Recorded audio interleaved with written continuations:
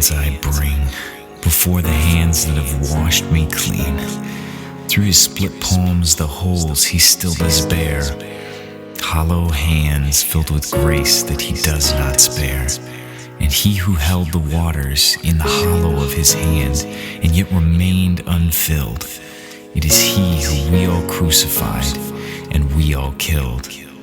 And he extended forth the same palms to be stuffed by pointed iron bars, yet no iron shackles could hold back the hands that hold up the stars, hands that shelter amidst life's storms, hands cut open to heal what is torn, hands outreaching when we sink beneath the sea, hands that touch blind eyes and make them to see, hands that cover over iniquity for the Father to see no more, hands felt by Thomas, unseen and yet believed by multitudes more. The church's very foundation lays upon the pierced hands of Christ. She is his great treasure, and we know this because he bought her at so high a price.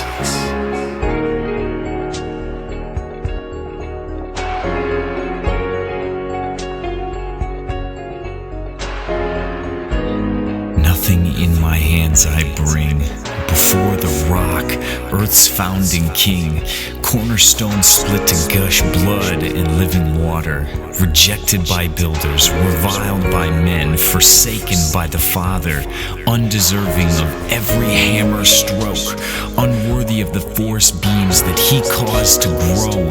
The hands that were once instructed by a carpenter were the same surgical instruments that had Adam's rib transferred, the very divine fingers that carved out before Moses the 10 Commandments on a stone were the same hands of a servant that washed the disciples' feet and where humility was shown. Hollow hands that give full promises, broken hands that offer to make us whole.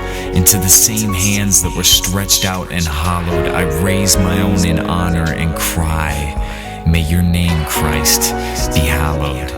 To the hands that hold all things together, from your hands none of your children shall ever be snatched.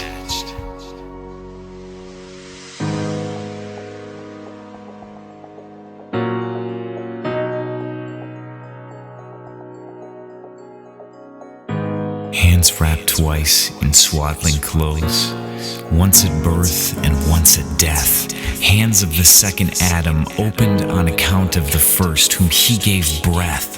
Hands that once embraced perfect triune unity were released and forsaken for our impunity.